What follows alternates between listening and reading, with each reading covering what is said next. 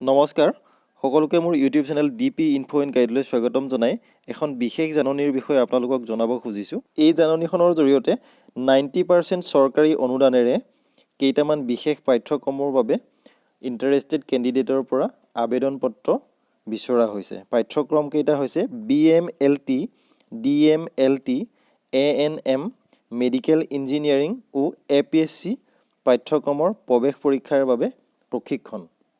আৰু ইচ্ছুক প্ৰাৰ্থীসকলক অহা 28 জানুৱাৰী তাৰিখৰ ভিতৰত amdb.assam.gov.in আসাম মাইনৰিটিজ ডেভেলপমেণ্ট বৰ্ডৰ ৱেবছাইটত অনলাইন যোগে আবেদন দাখিল কৰিবলৈ আহ্বান জনাইছে।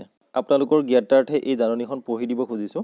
অসম সংখ্যালঘু উন্নয়ন বৰ্ডৰ তৰফৰ পৰা নিম্ন উল্লেখিত বিষয়সমূহৰ পাঠ্যক্ৰমত বৰ্ডৰ আৰ্থ সাহাৰ্য্যৰে ব্ৰেকেটত দিয়া আছে পাঠ্যক্ৰমৰ মুঠ খৰচৰ 90% চৰকাৰী অনুদান আৰু 10% হিতাধিকাৰীয়ে বহন কৰিব লাগিব। অসমৰ স্থায়ী বাসিন্দাৰ অধিসূচিত ধৰ্মীয় সংখ্যালঘু মুছলিম, খ্ৰীষ্টান, শিখ, বৌদ্ধ, জৈন আৰু পাৰ্চী ছাত্ৰ-ছাত্ৰীৰ বাবে পাঠ্যক্ৰমৰ ব্যৱস্থা কৰা হৈছে। ছাত্ৰ-ছাত্ৰীৰ অভিভাৱকৰ বছৰেকীয়া আয় 2 লাখ টকাতকৈ অধিক হ'ব নোৱাৰিব। বাছনি মেধাভিত্তিত কৰা হ'ব আৰু কিছু আসন বিভিন্ন শ্ৰেণীৰ বাবে সংৰক্ষিত থাকিব। ছাত্ৰ-ছাত্ৰীয়ে অনলাইন যোগে পূৰণ কৰা আবেদনৰ প্ৰতিলিপিৰ লগত যাৱতীয় নথিপত্ৰ আপলোড কৰিব লাগিব। ইয়াৰ উপৰিও এই নথিপত্ৰসমূহৰ ফটোকপি সহ মূল কপি কাউন্সিলিঙৰ সময়ত লৈ আহিব লাগিব। কাউন্সিলিঙৰ বাবে বাছনিকৃত আবেদনকাৰী ছাত্ৰ-ছাত্ৰীসকলক পৰৱৰ্তী সময়ত কাউন্সিলিঙৰ তাৰিখ জনোৱা হ'ব। ইচ্ছুক ছাত্ৰ-ছাত্ৰীয়ে অহা 28 জানুৱাৰী তাৰিখৰ ভিতৰত amdb.assam.gov.in আসাম মাইনৰিটিজ ডেভেলপমেণ্ট বৰ্ডৰ ৱেবছাইটত অনলাইন যোগে আবেদন দাখিল কৰিব লাগিব। অসম্পূৰ্ণ আবেদন প্ৰপত্ৰ গ্ৰহণযোগ্য নহ'ব। অসম সংখ্যালঘু উন্নয়ন বৰ্ডৰ বাছনি কমিটিৰ সিদ্ধান্তই চূড়ান্ত সিদ্ধান্ত হ'ব।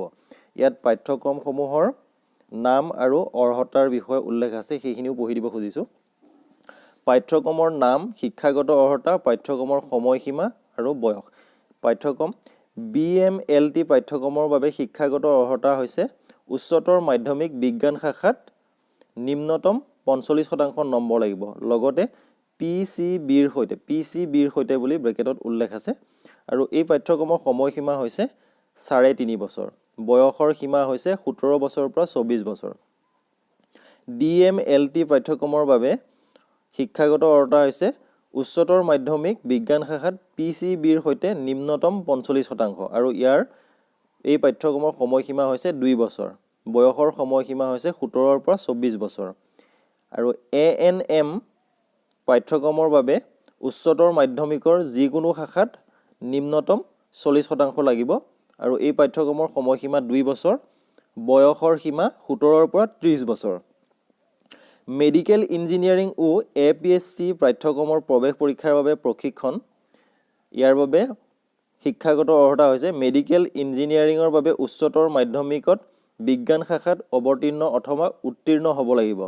অৱতীৰ্ণ প্ৰাৰ্থীয়ে উচ্চ মাধ্যমিকত নিম্নতম 60% অথবা উচ্চতৰ মাধ্যমিকত উত্তীৰ্ণ প্ৰাৰ্থীয়ে PCMৰ সৈতে নিম্নতম 60% নম্বৰ পাব লাগিব।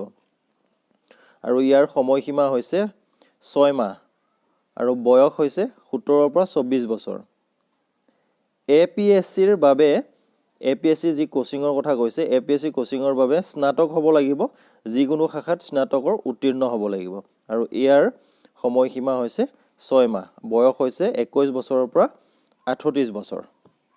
ইয়াত বিশেষ দ্ৰষ্টব্যত লিখিছে BMLT, DMLT আৰু ANM পাঠ্যক্ৰমৰ মুঠ খৰচৰ 90% চৰকাৰী অনুদান আৰু 10% হিতাধিকাৰীয়ে বহন কৰিব লাগিব।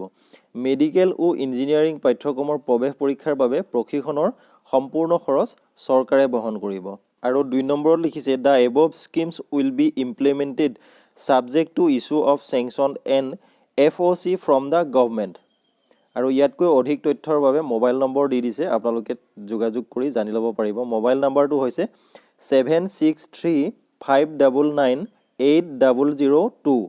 ইয়াত আৰু এটা মোবাইল নম্বৰ দিছে। আপোনালোকে আবেদন কৰোঁতে ডকুমেণ্ট আপলোডিঙৰ ক্ষেত্ৰত যদি কিবা সমস্যাৰ সন্মুখীন হয় তেনেহ'লে এই নম্বৰটোত যোগাযোগ কৰিব পাৰিব।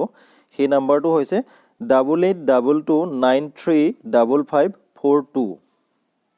8822935542। আপোনালোকে উপকৃত হ'ব বুলি এই গুৰুত্বপূৰ্ণ খবৰটো আপোনালোকৰ লগত শ্বেয়াৰ কৰিলোঁ। ভিডিঅ'টোৰ পৰা উপকৃত হোৱা বুলি ভাবিলে ভিডিঅ'টো অনুগ্ৰহ কৰি লাইক কমেণ্ট কৰিব, লগতে শ্বেয়াৰ কৰিব যাতে সকলোৱে এই সুবিধাটো লাভ কৰিব পাৰে। আৰু আমাৰ চেনেলটো যদি আপুনি নতুনকৈ চাই আছে তেনেহ'লে অনুগ্ৰহ কৰি চেনেলটো ছাবস্ক্ৰাইব কৰি ল'ব আৰু কাষতে থকা বেল বটনটো প্ৰেছ কৰিবলৈ নাপাহৰিব। ধন্যবাদ।